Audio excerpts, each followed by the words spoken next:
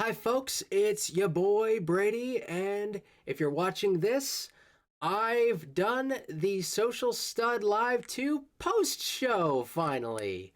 Yeah, I've been trying to sort out some of the technical difficulties that occurred in the stream for Social Stud Live number 2 because we had some problems. Mostly on YouTube's end. It's mostly not my fault. It never could be. So I ended up cutting it a little shorter than anticipated because I was having so much problems, and it ended up kind of killing the momentum for the stream by the time I ended up stopping. So it was probably the right time to stop anyway. Most people were gone, and it's Halloween, so people got stuff to do.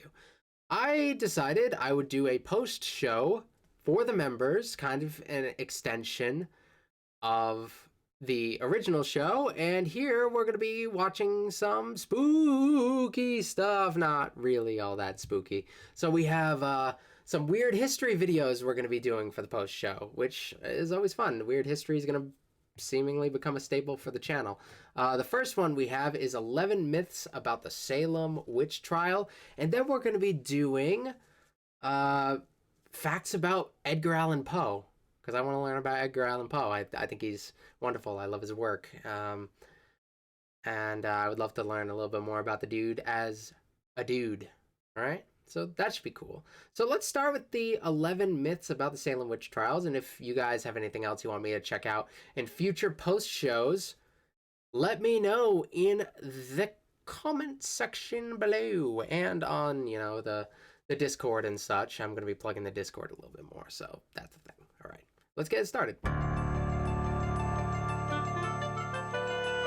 In the year 1692, the citizens of Salem, Massachusetts went on a witch hunt. Before it was over, 200 people were accused of being witches, and 20 of those accused were executed. So depending on where you're from, you may have heard about the Salem witch trials. Up here in New England, it's one of the big things that you learn about, but it may not have been as big of a deal depending on where you're from. If you're from the United States or not, that would also probably impact it. Your experiences with witch hunts and witch trials might be different in your own country, but this is like the go-to one in my region of the United States. Yeah. This bizarre episode in American history left such an impression that the term witch trial has been used as a synonym for injustice to this very day. We've all heard the stories, but how much of what we know is really true? Yay. Today we're going to debunk some misconceptions and falsehoods about the Salem witch trials. Before we get started, be sure to subscribe to the Weird History channel. And while you're at it, if you would be so kind, please leave a comment and let us know what topics you would like to hear about. Okay. If you're ever traveling during the Halloween season, this is a fun time to go to Salem. It is the place to go during Halloween. They have wonderful events and gatherings, all sorts of you can go to some wonderful museums where they have really cool performances and a billion different reenactors reenacting the witch trials, and it's a wonderful place for tourists during this time of year. Though it might you got to be able to deal with the crowds of the period. This time of year it is crowded. Okay, let's see if you are a witch or not. Lol. In the years just prior to the witch trials, Salem had been overrun with refugees fleeing a war between England and France that was raging to the north. Resources were strained, putting the locals in competition with both the newcomers and each other. Pre-existing local political conflicts over everything from church privileges to grazing rights to property lines began to intensify. As things got worse, people began to suspect the discord was the work of the devil. Yeah. You'll find that a lot of the stuff with the Salem witch trials, it flips the burden of proof upon the person who's accused. A lot of people are going to be accused of being witches, and they kind of have to prove that they're not witches, or we're going to default to them actually being witches. Only women were accused? Not quite.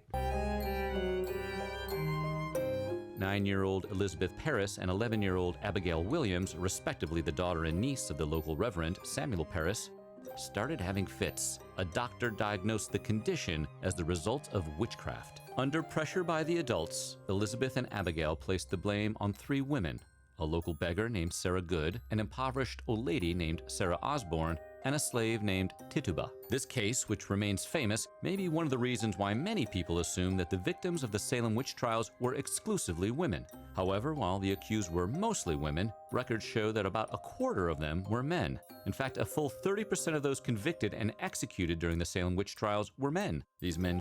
Yeah, Tituba was a case where she was teaching them kind of about her culture. She was clearly out of place there, being enslaved, and she would show them stuff about her own culture, which would be interpreted as being like kinds of witchcraft and that sort of stuff.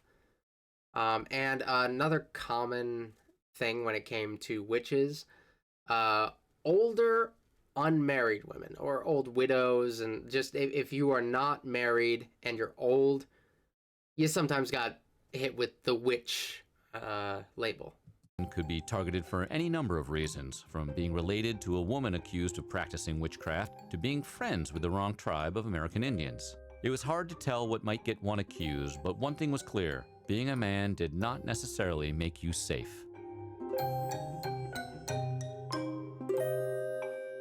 In 1953, Arthur Miller, one of the most famous American playwrights of all time, turned the story of the Paris family into the play The Crucible. Up here, you have to read The Crucible in like your English class at some point. You're going to take an English class where you have to read The Crucible, so it's a very, very popular book on the subject, and it's a good read. The events of Salem Colony as an allegory for the communist hunts being led at the time by Senator Joe McCarthy of the House of Representatives Committee on Un-American Activities. The Crucible became massively successful and went on to be adapted into television shows, movies, and even at the time by as an allegory for the communist hunts being led at the time by Senator Joe McCarthy of the House of Representatives Committee on Un-American Activities. The Crucible became massively successful and went on to... I think I'm having some internet problems. Hold on just a minute, guys. I'm gonna see if I can sort that out.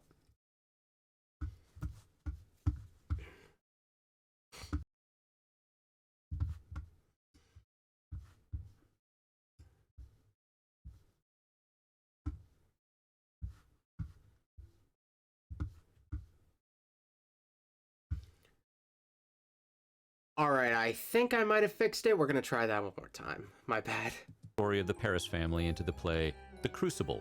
The Crucible used the events of Salem Colony as an allegory for the communist hunts being led at the time by Senator Joe McCarthy of the House of Representatives Committee on Un-American Activities. The Crucible became massively successful and went on to be adapted into television shows, movies, and even an opera. While Miller's play has reinforced the popular image of young women being accused of witchcraft, the truth is much more complicated. Older women were, in fact, just as likely to have the finger pointed at them as young women. This was especially true when those older women were widows who had no male heirs and owned vast swaths of land. Once their husbands were lost, those women, who were valued mostly in terms of their ability to have and raise male children, were highly vulnerable to charges of witchcraft. Yeah, that's what I was saying, though he gave better reasoning behind it than me. Yeah, the property rights thing really fits into the larger story that they're trying to tell here when they talk about like how there's a lot of like refugees coming in and they're really competing for resources. That is a very good way of framing it and understanding the purpose of older women being accused more beyond like the optics of it. If there's one constant throughout history, it's that impoverished people have it rough. That's probably why most people assume that the accused were all poor and downtrodden, but that's not the case. Believe it or not, quite the opposite. To fully understand what happened, you first need to understand that there were actually two Salems, Salem Town and Salem Village. Salem Town was a prosperous port, mostly populated by well-to-do merchants. Salem Village, on the other hand, was a farming area, and its residents tended to be on the poorer and more puritanical side. When it came to the witch trials, most of the accusers came from the impoverished village, and most of the accused came from the wealthy town. This has led scholars to speculate that the unequal distribution of wealth may have played a major role in motivating and perpetrating the trials. This has led scholars to speculate that the unequal distribution of wealth may have played a major role in motivating and perpetuating the trials. However, it's interesting to note that the villagers themselves didn't always agree on everything, and the trials were no exception. Those who supported the trials tended to live further from the port. Those who lived closer to the port tended to oppose them. Exacerbating this division was the controversial Reverend Paris himself.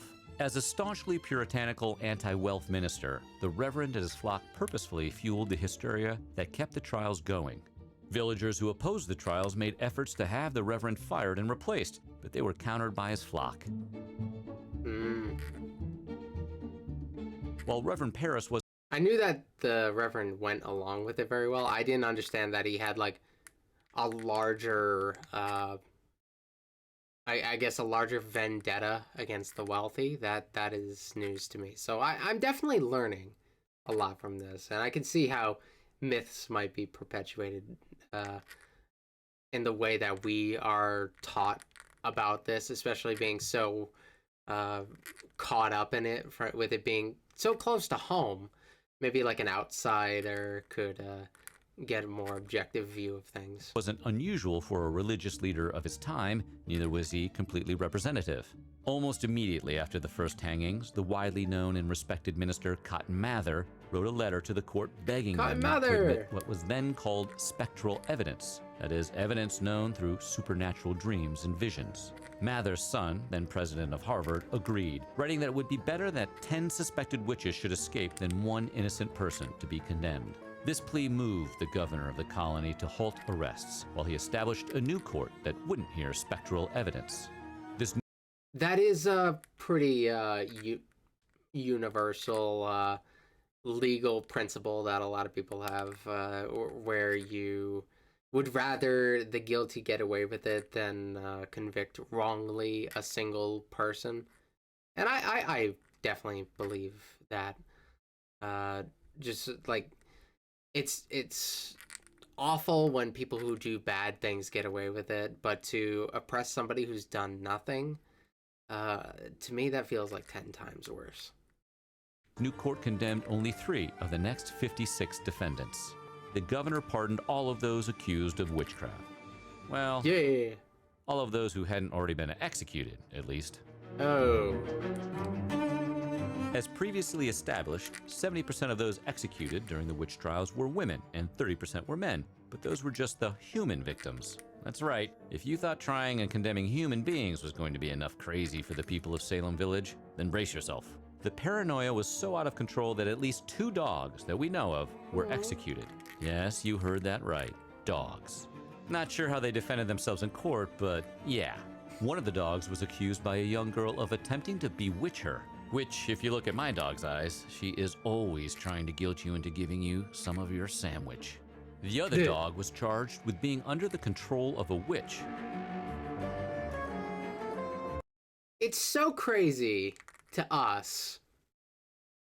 But honestly, I've heard more absurd beliefs like today than back then. So like, yeah, it's only because it's what has been normalized here. We don't typically blame our woes upon witches and like the devil, while some people do.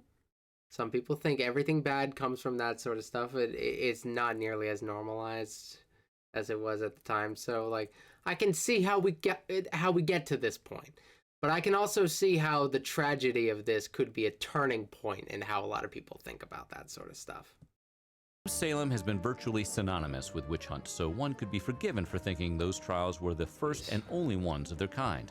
But in all fairness to the people, sorry, the name Salem has been virtually synonymous with witch hunts, so one could be forgiven for thinking those trials with witch hunts, so one could be forgiven for thinking those trials were the first and only ones of their kind. Man, there is something wrong with my computer. Maybe I shouldn't have done this immediately after streaming for 4 hours. Hold on. All right, take 3. We're gonna try this again. Let's do it. So one could be forgiven for thinking those trials were the first and only ones of their kind. Damn it! But initially synonymous with witch hunts, so one could be forgiven for were the first and village. The idea of accusing innocent people of witchcraft goes way, way back before their time. Europe had been dead. Yeah, this is stupid. Okay. I'm gonna shut down my computer, and I'll be right back. All right, hi fellas, we are back. Just a slight diversion from what we were talking about a second ago. For those of you who experienced the technical difficulties in the live stream that this is the sequel of, I just wanted to update you on this because in between, I have this right here. A content ID claim for the Lost World, the movie that is in the public domain that I was watching on there. It has been claimed by the Lost. Well, it's been matched to the Lost World Hollywood movie in Hindi. Yeah, that's absolutely awful. And it's been claimed by One Digital Entertainment, who absolutely do not own the copyright to that. So I have filed a dispute. They say if like you file a false dispute, you could have your channel terminated. So I hope they don't screw me over here. But yeah, that's a thing, and they have 29 days before the dispute expires, so they could just hold out and collect money on my video, dude. And they, like, I don't care that much. It's just the fact that these automated things are such bull. So there's the update on that. Now let's continue with that other video. I was enjoying it. And only ones of their kind. But in all fairness to the people of Salem Village, the idea of accusing innocent people of witchcraft goes way, way back before their time. Europe had been dabbling in witch trials for over 3 centuries. England passed laws that made the practice of witchcraft and anything. I mean, people weren't burnt at the. This is probably something he's going to talk about, but people weren't burnt at the stake in the Salem witch trials. That's just not how they did executions. Where do you think that idea came from? That came from Europe. That was a Europe thing. We didn't do that over here. We crushed people with rocks. Related to it, illegal. A book called Malleus Maleficarum, which contains instructions on how to identify a witch, became all the rage. Professional witch hunters sprang up everywhere. It got bad. How bad? Well, whereas the events in Salem lasted a year and claimed 20 lives, some of the European witch trials lasted 10 times as long and took the lives of thousands. 50,000 such witches are thought to have been sentenced in Europe between the 16th and 17th century alone.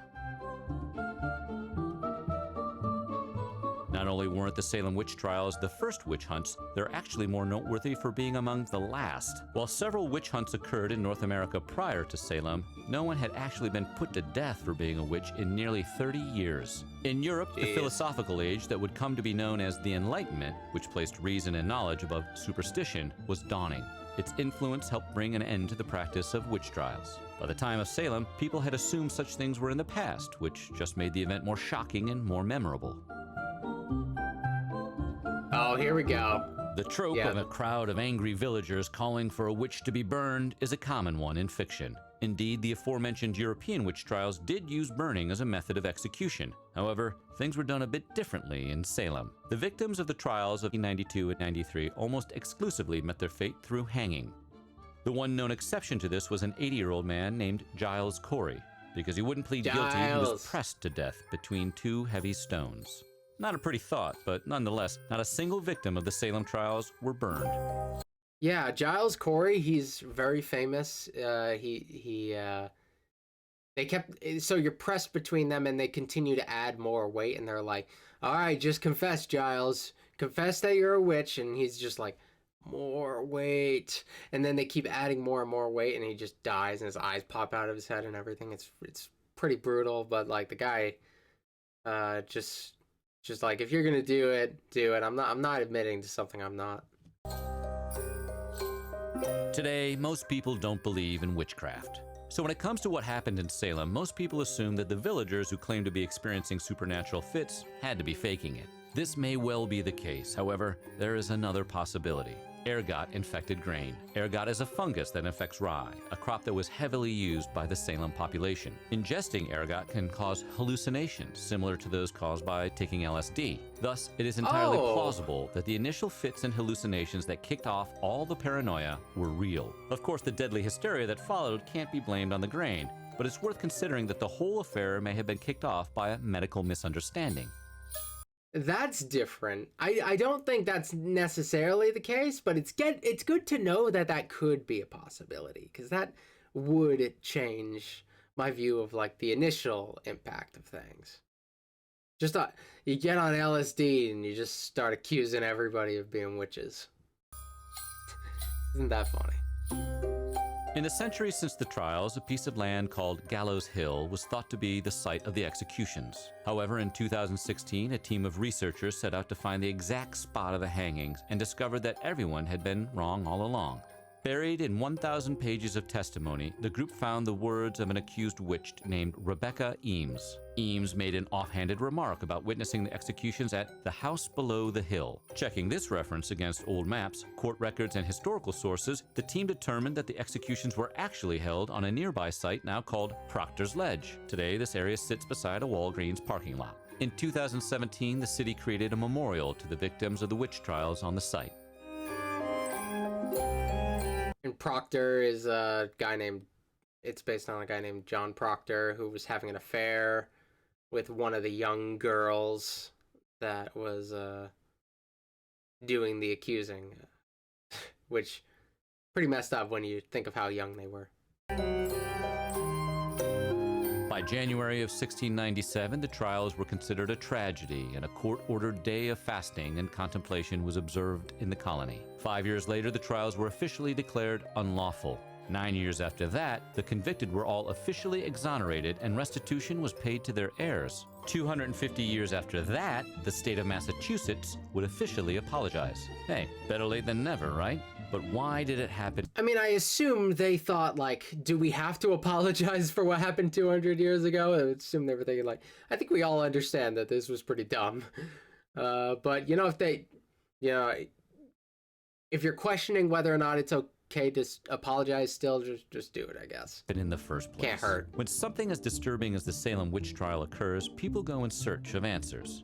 Surely there must be a tangible, identifiable reason these people acted this way. Fortunately, nothing could be further from the truth. Hundreds of explanations have been proposed, but none are universally agreed on. The hysteria that gripped Salem was centuries old and was born at the nexus of dozens of individual social problems. Religious beliefs played a role, but so did economics, class differences, history, migration, local politics, sexism, misogyny, and greed. We may not have actual literal witch trials anymore, but all of those problems still exist in modern society, which is just one of the reasons it's important we understand what really did and didn't happen during the Salem witch trials. Do you think something like the Salem witch trials could happen again? Let us know in the comments below. And while you're at it, if you like creepy true stories about witches, ghosts, and the paranormal, check out some of these videos from our sister site, Graveyard Shift. That might be cool. Maybe some other time for a future Halloween. I wanted to do something on Edgar Allan Poe, so hold on just one moment. I will pull up that other video. So in pulling up the video, it just occurred to me, like, does anybody else like spell Edgar Allan Poe's name wrong every single time? I always go to spell it Allen, Allen, but I know it's Allan, but my hand goes to the E just kind of naturally because it just feels right. Allen, but it's Allan. Edgar Allan Poe. All right. So we're going to be learning a little bit about Edgar Allan Poe, one of America's great authors, poets, really created the detective fiction story. That's one of the things that I respect the most about him. Known for great stories like The Raven. Well, yeah, The Raven. We got Telltale Heart. Lots of them. He's got so many. I'm not the best with his stuff, but I really do enjoy it anytime I get the opportunity to check out anything Poe related. He's just creepy and weird, and you know, I like creepy and weird. Creepy and weird is cool.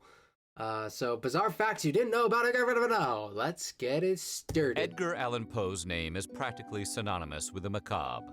His poem, The Raven, is a classic of the horror genre, and his story, The Murders in the Rue Morgue, which predates the first appearance of Sherlock Holmes by almost 50 years, essentially invented the trope of the analytical detective. In spite of this creative success, the circumstances of Poe's life were often bizarre and tragic. He was a textbook example of a starving artist who lived for his art, drank heavily, and died young. Today, we're going to take a look at some bizarre facts about the tragic life of Edgar Allan Poe. A lot of people who are like, I guess, starving artist types, a lot of people who look up to Edgar Allan Poe, I feel like they idealize the person in a way that might not always be healthy, because you look at how bad his life actually was. I don't think you should necessarily idealize and aspire to be like Poe. You could still appreciate his work, but I think as you get through this, if you're not familiar with him already, you'll probably understand that he's not somebody you should aspire to be. If you want to create great stuff like he does, awesome, but to do it at the expense of so much, like to live like he lived, it doesn't feel like it's worth it. But that's just me. But before we get started, be sure to subscribe to the Weird History channel, and be sure to let us know in the comments below what historic writers you would like to hear more about. Okay? So, Okay. Once upon a midnight Is that his dreary. Patronus? Edgar Allan Poe was born in Boston on January 19, 1809. At the time, his parents, David and Eliza, Another person I think I might learn about more up here because of our close proximity to where he was from. Like, I don't know how much you learn about Edgar Allan Poe if you're on like the West Coast. You might learn about him in like Virginia. They got like the Edgar Allan Poe Museum, I believe. You might learn about him in the Northeast and stuff. But like, how far west do you go and still learn about Edgar Allan Poe? I'm not sure, but we hear about him here, possibly because of that, but also because like he's wicked and influential. Poe were stage actors, and their profession required them to be constantly touring up and down America's East Coast. It was a relatively transient lifestyle that wasn't terribly well suited to raising a family. So in the summer of that year, the family, which included Edgar's older brother Henry, moved to New York City. This new arrangement didn't last long. 6 weeks after the move, Poe's father, who was an alcoholic, abandoned his family. Forced to support the kids on her own, Eliza moved them all to Richmond, Virginia, where she hoped to find work in the theater. In December of 1810, she gave birth to a daughter, Rosalie. But sadly, mother and child wouldn't have much time together. Eliza contracted tuberculosis and died on December 8, 1811. So sad. By an eerie coincidence, approximately 3 days later in Norfolk, Virginia, Poe's father also passed away. Edgar was only 2. With no parents left to assume custody, the Poe children were split up. Henry You can kind of see already how he ended up being so messed up. The lack of stability at that young age, it's so important to have a sort of stability. Like this sort of turbulence at a young age can be just completely detrimental to your development. was sent to Baltimore to live with their Emotionally. grandparents, while Edgar and Rosalie were each adopted by different families in Richmond. While many believe that Allan is Poe's middle name, that's not really the case. Allan is actually the surname of John and Frances Allan, the couple that adopted Edgar in Richmond. John Allan was a relatively successful merchant who didn't have much in the way of a formal education. He did, however, have a great deal of personal wealth, which he acquired the old-fashioned way. He inherited it. Despite this, he considered himself a self-made man. Whatever the case, John Yeah. didn't have much of a relationship. That seems to happen a lot. Like when you have people who inherit wealth, they have to convince themselves that they did it on their own in a lot of cases, because it takes away so much. Like, I'm not a wealthy dude, but I can recognize that my parents being well off has influenced my ability to do a lot of things. I'm pursuing a master's degree because of them. Like they're rather well off, and they've kind of enabled me to be able to do some of the things that I've always wanted to do. But some people have trouble admitting that they don't do it all on their own. So that's not at all surprising from somebody who inherited wealth. With his ward.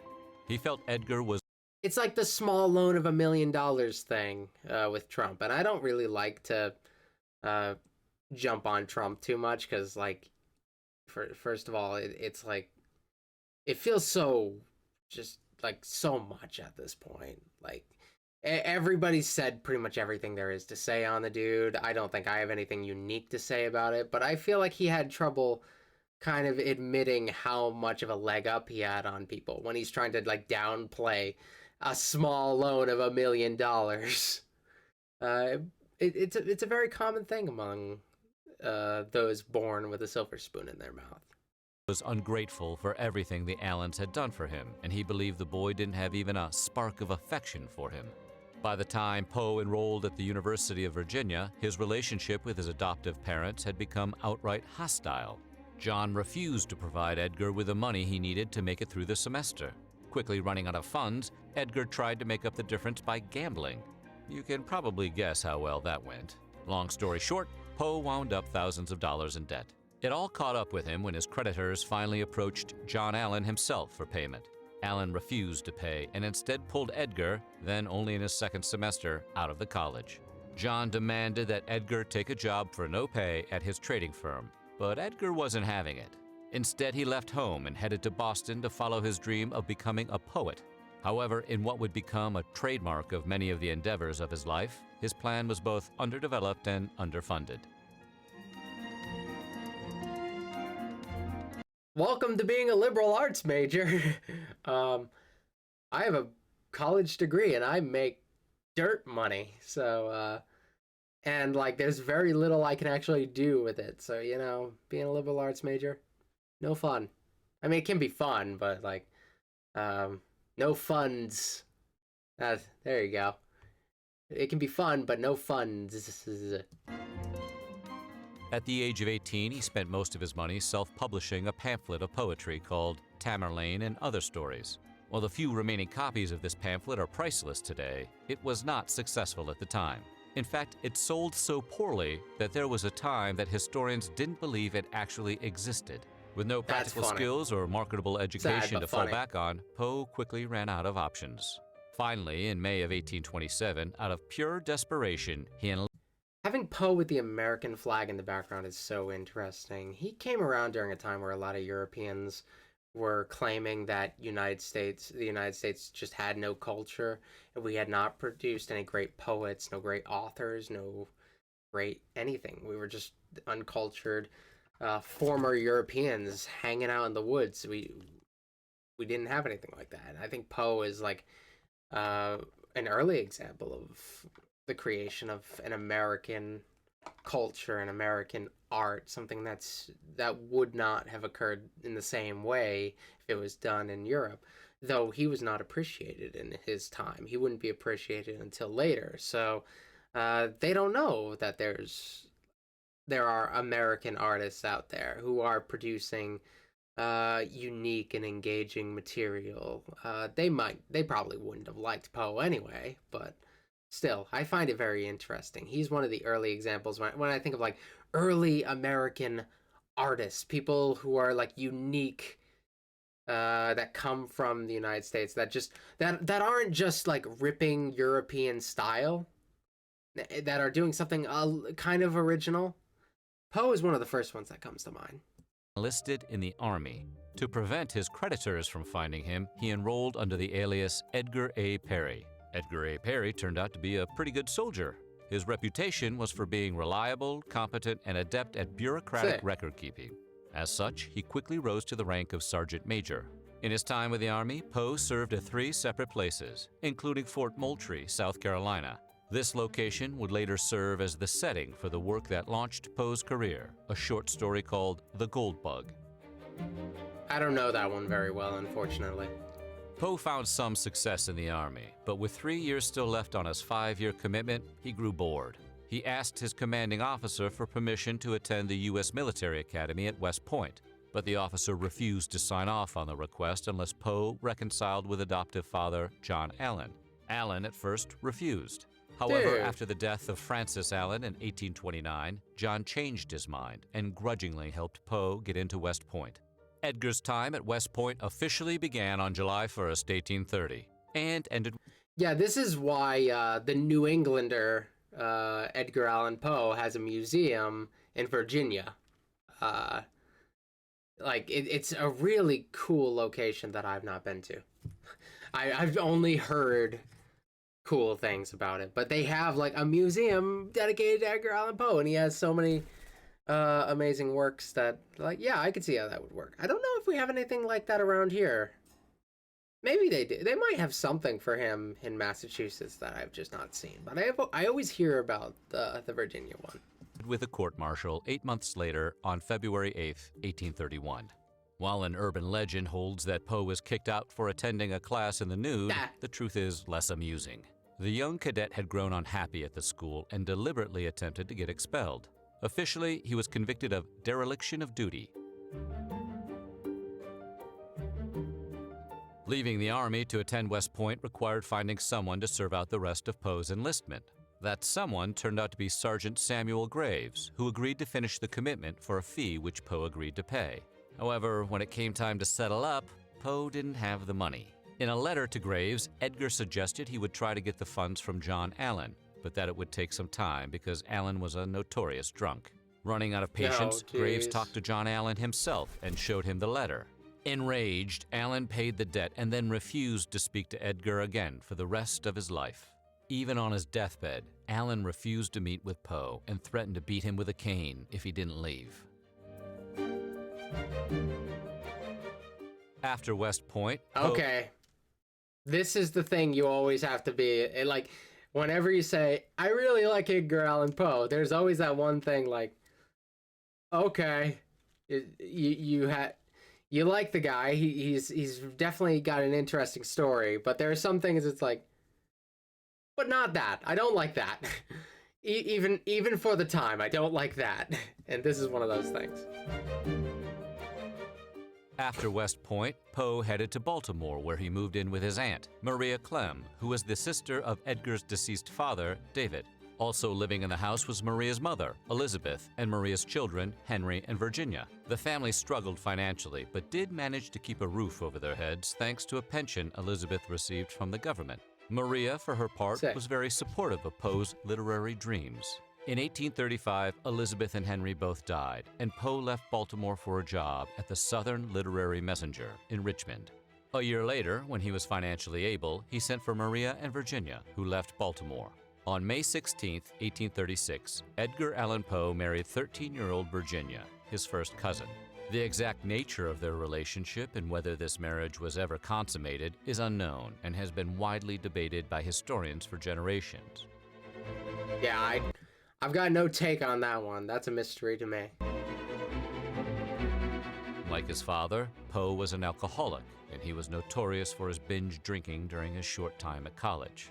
The problem was so severe that T.H. White, the editor who hired Poe at the Southern Literary Messenger, had to quickly fire him for drinking so much.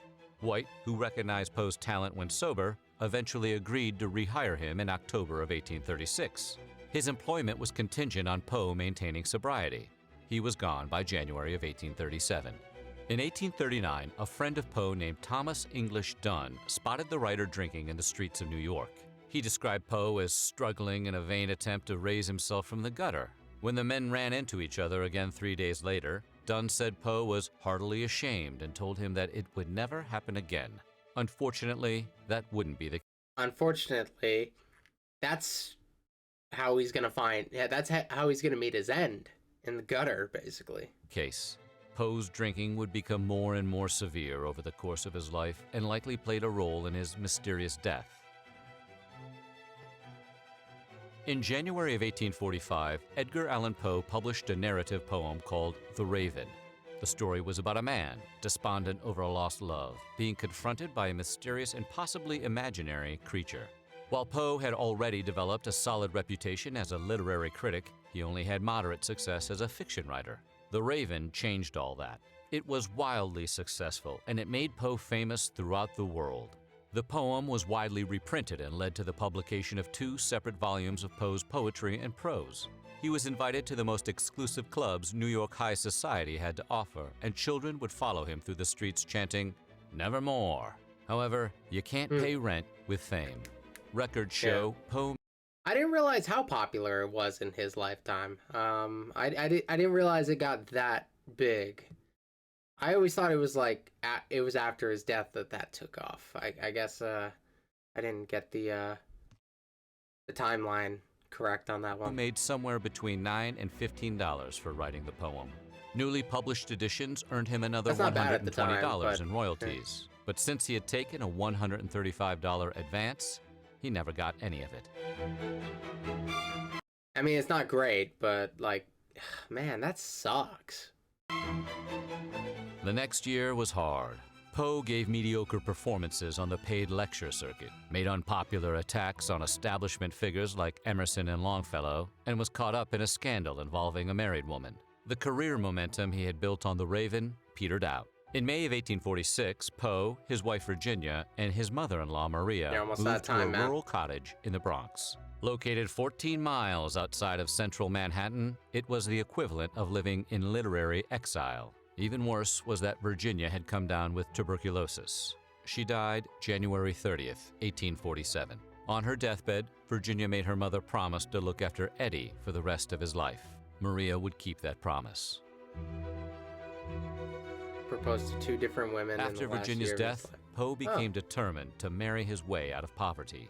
He spent months exchanging letters with a widowed not a poet bad named idea. Sarah Helen Whitman. And then in September of 1848, he showed up at her house, unannounced, to propose marriage. She declined, and Poe returned home, only to try again a month later. After that, he headed to Lowell, Massachusetts, to see another potential love interest named Annie Richmond. However, she was already married. He tried with Sarah Whitman again in November and December, and he eventually got her to agree to a Christmas Day wedding. However, Sarah's mother was wary of Poe's drinking, and she made legal arrangements to ensure he would never get a share in the family's estate. Perhaps as a result, the relationship ended before the wedding. Lucky for Sarah, too. She didn't. I was about to say I don't know anything about him successfully marrying again. That would have been news to me. But this was getting really close. But know okay, it, but at the didn't time, work. Poe was also putting the moves on an entirely different Sarah. Sarah Royster Shelton was one of Edgar's childhood sweethearts. Poe proposed to her as well, and despite a clause in her husband's will requiring her to forfeit 3/4 of his estate if she remarried, she told him she would think about it. She never reached a decision. On October 7th, 1849, Edgar Allan Poe died. Sarah found out about his passing when she read about it in a newspaper. In a newspaper. On is what he September was saying. 27th, 1849, Poe boarded a steamboat bound for New York City. Though he had sworn to his prospective fiancée, Sarah Royster Shelton, that he wouldn't drink, it is believed that he broke this vow when the ship stopped in Baltimore on September 28th. Many of the facts have been lost to history. However, we know that on October 3rd, a man named Joseph Walker sent a letter to an acquaintance of Poe named Joseph Snodgrass. The letter reported that Poe had been found in a Baltimore gutter, incoherent and in need of help. Snodgrass located Poe and immediately checked him into a hospital. The writer remained incoherent and was never able to explain what happened to him. 4 days later, Poe died. His cause of death remains unknown and has been subject to rampant speculation, ranging from a case of rabies to an attack by the brothers of a woman he was courting. Some might say it's ironic, but fitting, that the inventor of the modern detective story should leave behind such a tantalizing mystery with his own bizarre life and death. That is really interesting. It's so fascinating how, like, the most brilliant. I guess I wouldn't call Poe a horror writer in the modern sense, but like he did creepy stuff. And it's amazing how some of the creepiest American writers come from the Northeast. I find it so fascinating. Like he's, as far as like great, like macabre writers, he's got to be one of the greatest of his century. The following century, we got H.P. Lovecraft and coming out of my state, Rhode Island, and later in the century, going into this century, we got Stephen King. New England's just creepy like that, you know? I never got the sense that we were creepy. I always thought we were pretty wholesome, but I guess we create some pretty creepy things. The witch trials came from us too, so we got a lot of creepy stuff going on up here. I don't know, it's pretty spooky. We got haunted mansions in Newport, Rhode Island.